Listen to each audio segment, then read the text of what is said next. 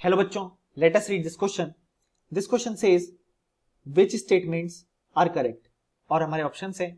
Option A, an empirical formula shows the relative number of atoms of each element present in molecule. Option B, an empirical formula shows the relative number of atoms of each element present only in single molecule of the compound. A molecular formula shows the actual number of atoms of each element present in single molecule of compound. और option D, a structure formula shows how the atoms are joined by chemical bonds.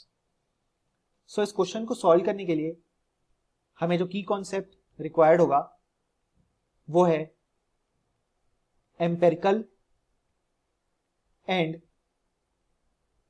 Molecular formula.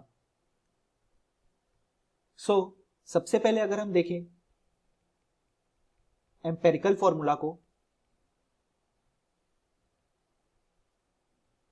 सो ये formula जो भी elements उस molecule में present है उनका simplest whole number ratio को ये रिप्रेजेंट करता है. यानी कि जैसे फॉर एग्जांपल हमने ले लिया है कंपाउंड ग्लूकोज C6H12O6. सो अगर हम इसका एम्पेरिकल फॉर्मूला लिखें तो वो होगा CH2O. यानी कि अगर हम ग्लूकोज का कोई भी मॉलिक्यूल ले लें तो अगर हम उस मॉलिक्यूल में relative number of atoms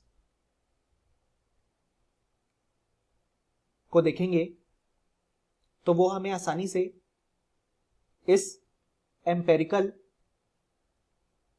formula से समझ आ सकता है.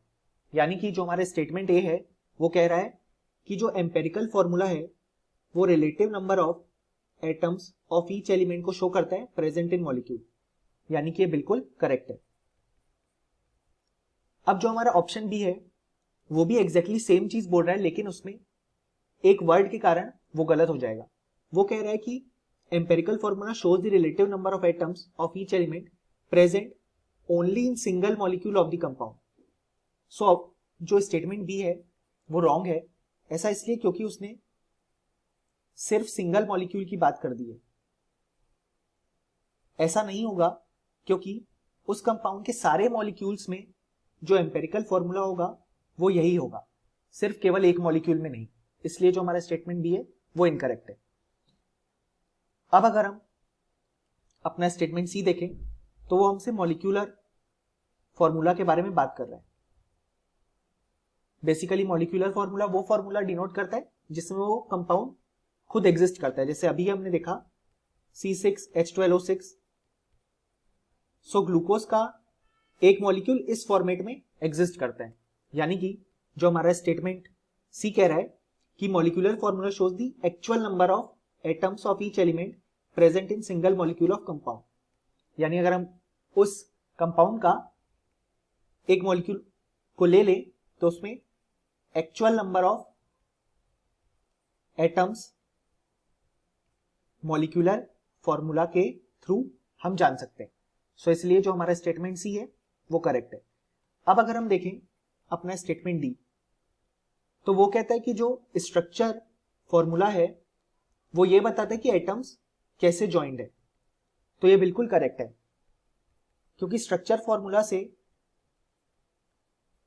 हम उस कंपाउंड में प्रेजेंट बॉन्ड्स को रिप्रेजेंट कर सकते हैं. जैसे फॉर एग्जांपल हमने एक कंपाउंड ले लिया इथेनॉल जिसका फॉर्मूला है CH3CH2OH. अब अगर हम इसका स्ट्रक्चर ड्रॉ करें तो कार्बन से 3 हाइड्रोजन एटम्स अटैच्ड होंगे, देन कार्बन अटैच्ड, फिर उससे 2 hydrogen atom attached, then oxygen and then hydrogen. So जो ये हमने स्ट्रक्चर फॉर्मूला ड्रॉ किया उससे हमें इस कंपाउंड के अंदर प्रेजेंट केमिकल बॉन्ड्स के बारे में एग्जैक्ट पता चल गया. यानी कि हमारा जो स्टेटमेंट डी है वो करेक्ट है. सो फाइनली हमें लिख सकते हैं कि इस क्वेश्चन का जो करेक्ट आंसर है वो है option A, option C and option D. Hope you understood it well. Best of luck.